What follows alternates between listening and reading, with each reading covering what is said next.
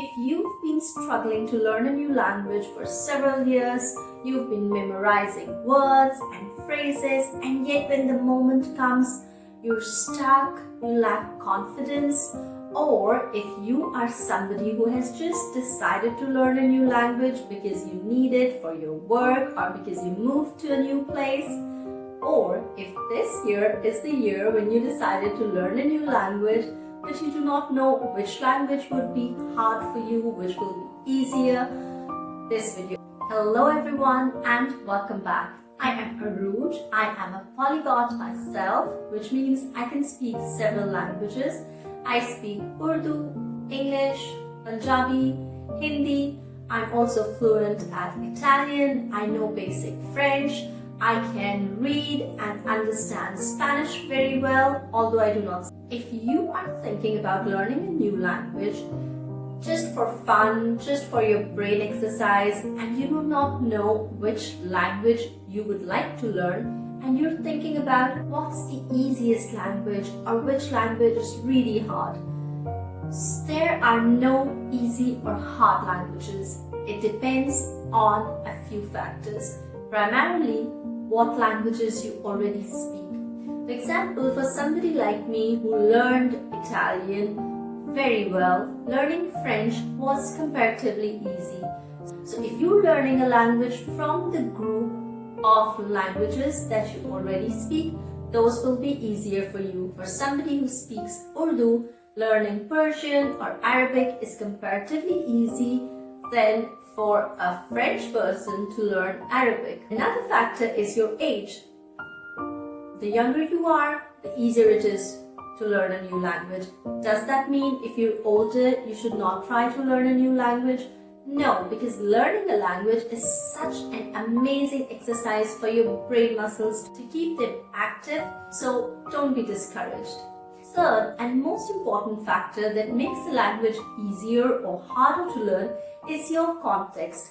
If you are surrounded by people that speak that language, or you're in the same country where it's spoken, it's much easier for you to learn that language. But also, if a language is too close to your native language, it can also be tricky. Because in the beginning, it'll be easier for you. You're familiar with the words, the sentence structure, some of the vocabulary could be the same, but in the long run, there's a tendency to confuse the two languages. I know my friends who were speaking Spanish often thinking that they were speaking Italian because the two languages are so. So how long does it take to learn a new language? It depends on what your target goal is. You can generally say you've learned a new language when you arrive B2 level. Now B2 level is where you can fluently speak, you can express your opinions, your ideas. Now fluency also depends on other things. First and foremost is how confident you are. Sometimes at B2, one is more hesitant to speak than somebody else who at B1 or A2 is confident and can speak. Sometimes it does not matter how many grammatical mistakes you make, how good your accent is, how well you pronounce the words. As long as you're speaking confidently, you're not interrupting the conversation because you're at loss of words, you are good no matter what level you are. So what are these levels? The language levels that normally we talk in Europe is CEFL, which is Common European Framework of Languages. It goes from A1 to C2. Now A1 is the basic level where you start with letters and basic articles, and you begin with the basic verbs such as to be, to want. A2 is the second level where you just start to form structured sentences. Probably you can introduce yourself, you can tell where you are from, what do you do. Very, very basic conversation that comes from very simple structures of 2 to 3 words per sentence. Next level is B1. In B1, you can carry simple conversations such as asking the directions, ordering food, telling more about yourself, your hobbies, what do you do, things like that. B2 is the level where you are considered fluent. You can express complex ideas, you can carry conversation, you can carry a discussion. Now C1 and C2 are the highest levels where your vocabulary, your writing skills match a native speaker. You can understand and write complex things. Once you have decided the language you want to learn and you know your level, we will start to make a schedule for our learning routine. Whenever you're planning something and you want to arrive to results, it's very important to know where you're beginning from and where you want to arrive. And I have posted a video on goal setting and how to stick to your plan. I will link it in the description. Now, language is not like physics or mathematics. You cannot learn formulas and rules and apply them. Language needs patience, consistency, and a lot of exercise. So keep a realistic goal. When you have your timeline decided in 1 year, in 5 years, in 3 years, in 6 months, now you need to decide how much time you can dedicate weekly, daily, or monthly basis. Keep it consistent, keep it realistic. 15 minutes is good enough if you're doing every single day or at least 3 times.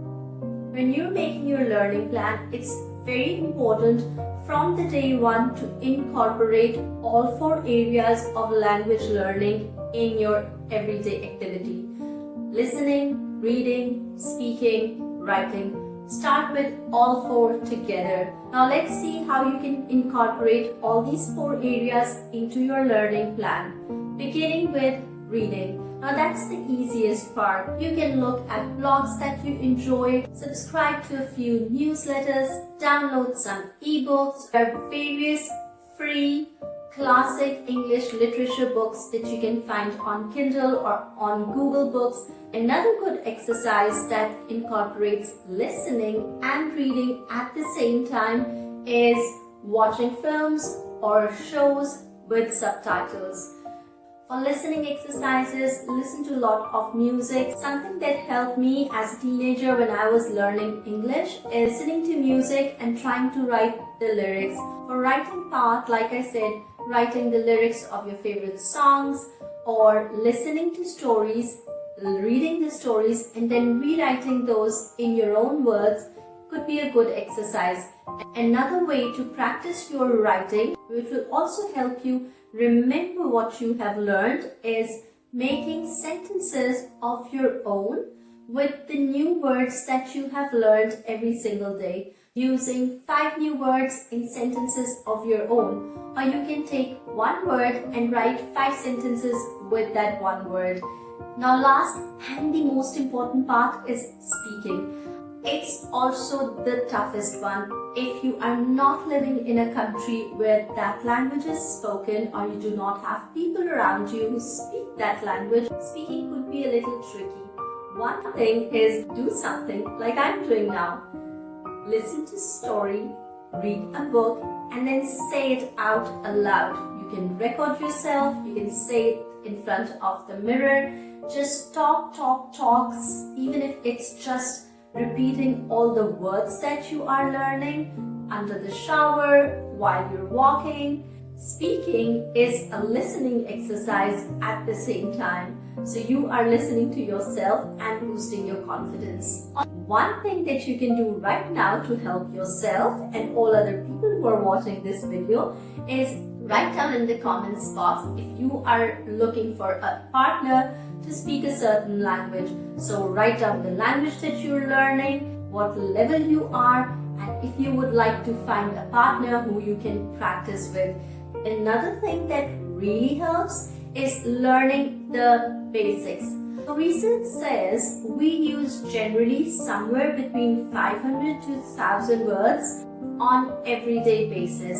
On the internet, you can find a PDF or a list of basic words and phrases in every language. If you're interested in learning Italian, please do subscribe because next week I'll be posting a video on the basic words and phrases. Another helpful trick, but which basically works if you are learning a language that's similar to the language that you speak, is knowing all the false friends. So false friends are the words that seem similar in two different languages, but they actually mean different. For example, in Italian and English, some of the false friends are caldo and cold, parente and parents, realizzare and realize. These words sound very similar, but they mean different. Another thing that you can do if you're learning a language that's similar to your own language is download a list of words that are similar to your language. For example, if I'm learning French, the words that are similar to Italian, dormi and dormire, habit and abitare, live and libro. So there are several words in French which are very similar to Italian, and that really, it's kind of banking your vocabulary with. One last tip would be follow a book, follow an ebook or a YouTube tutorial or a blog where there are structured courses. If you will follow a structured course, it's easier to progress from one level to another. It's not necessary, but it will help. So this is pretty much all I have to share in this video. If you enjoy these kind of videos on languages, or if you want more videos precisely on Italian or English language, do let me know. I hope you learned something new. Wish you all the luck, because I have enjoyed learning languages and I really hope you find it gratifying as well. The most important thing is enjoy the process. Don't worry about the destination. If you enjoyed this video, do consider subscribing. Thank you again. See you in my next